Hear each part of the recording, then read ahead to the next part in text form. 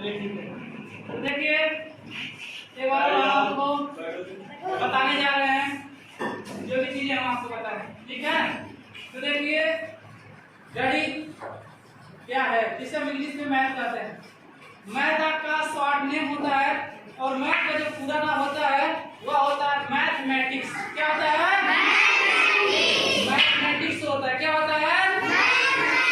Mathematics. और mathematics क्या है? What is the definition of math? Math का डेफिनेशन क्या है? इसका उपयोग कहाँ पर है? आखिर हम मैथ क्यों पढ़ते हैं? Why we study about math? So let's know about math. तो मैथ की डेफिनेशन बात किया जाए तो मैथ का डेफिनेशन आइए। जो मैथ का डेफिनेशन होता है वह होता है कि mathematics is the studies of quantities, numbers and shapes. तो मैथ क्या होता है? किसी चीज का क्वांटिटीज हो, मात्रा हो, नंबर्स हो और उसका आकार हो, इन्हीं सब के बारे में हम अध्ययन करते हैं, जो कि हमारा मैथ का दैट इज कॉल्ड मैथ का। अगर मैथ की बात की जाए, गणित की बात की जाए तो पूछा जाता है who is the father of math? Math के पिता कौन है? मैथ के जनक कौन है? मैथ को सबसे पहले किसने बताया था? तो किसने बताया था? आर्किमिडीज ने। किसने बताया था? आर्किमिडीज ने। ओवरऑल अगर पूछा जाए तो आर्किमिडीज ने। यदि पूछा जाए कि भारत में मैथ यानी कि गणित के पिता कौन है, हम कहेंगे आर्यभट्ट को। कौन है? आर्यभट्ट। लेकिन अगर पूछा जाए कि भारत में सबसे विद्वान, सबसे महान गणितज्ञ कौन है, तो हम कहेंगे श्रीनिवास रामानुजन। कौन है? श्रीनिवास रामानुजन। भारत की शुरुआत अगर की जाए, पूछा जाए कि भारत का प्रारंभ कहाँ से हुआ, मतलब भारत में मैथ का प्रारंभ कब से हुआ, तो हम कहेंगे हड़प्पा से हुआ। कब से हुआ था? हड़प्पा से हुआ। हड़प्पा से हुआ था। और अगर पूछा जाता है, ये भी पूछा जाता है इसमें कि हड़प्पा सभ्यता की खोज किसने की, तो बताया था कहानी ने। ठीक है। और आगे देखिए, अगर पूछा जाए कि ओवरऑल अगर मैथ की बात की जाए तो सबसे पहले मैथ की जानकारी हमको कहाँ से मिलती है, तो मिस्र से मिलती है। कहाँ से मिलती है? मिस्र से मिलती है। समझ में आया? और देखिए अब मैथ के बारे में सारी चीजें बताई गई हैं।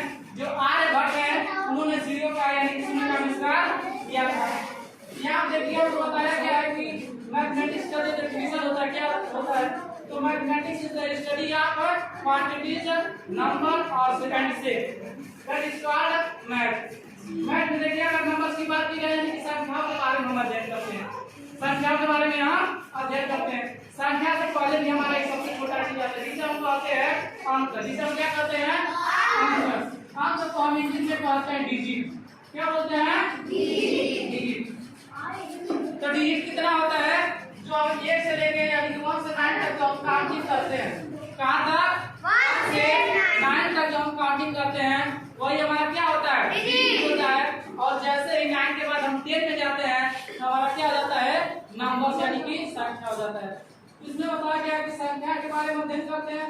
क्वांटिटीज यानी कि मात्रा। मात्रा क्या है?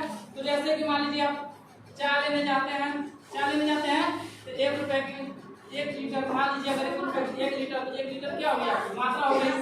ठीक है। यानी कि गाय का दूध 1 लीटर, 2 लीटर, 3 लीटर, उसकी मात्रा क्या हो गई? लीटर में हो गया। और यदि मान लीजिए सिस्टम को मेजरमेंट करना है, मापना है, जैसे मान लीजिए कि हमको 1 सेंटीमीटर, 2 सेंटीमीटर, 3 सेंटीमीटर, इसको भी मापने की इकाई है, ये भी हमारा एक मात्रक है। हो गया मात्रक, समझ में आ गया? क्वांटिटी और शेप, आकार का भी हम लोग अध्ययन करते हैं मैथ में। जैसे वॉलीबॉल है, कौन सा वॉलीबॉल है, किस शेप का है, फुटबॉल है। आप देखिए हम आपको एक छोटा सा लड़का का बर्थडे है, मान लीजिए इसका क्या है? बर्थडे है। आप बर्थडे में टोपी लगा लिया है, जोकर वाला टोपी लग जाता है ना, जैसे वाले जोकर टाइप का टोपी होता है सब लगा लेते हैं। अभी लड़का मान लीजिए टोपी लगा लिया, तब क्या होगा? इस लड़का के दिमाग में एक टोपिया लगाया, जिसका कुछ आकार होगा कि नहीं होगा? उसके बाद हम ये आकार होगा। अब आकार होगा तो इसका कोई शेप, यही जो आकार होता है इसको हम इंग्लिश में शेप कहते हैं। और ये शेप किसका? तो इसको हमने कहा कि मैथ में सर इसको हम शंकु कहते हैं। क्या बोलते हैं? शंकु। इसे इंग्लिश में हम कोन बोलते हैं। क्या बोलते हैं? तो आज मैथ के बारे में कितनी सारी चीजें आपको समझ में आ गई। आज जो है मैथ का हमारा नेक्स्ट क्लास कल होगा, ठीक है।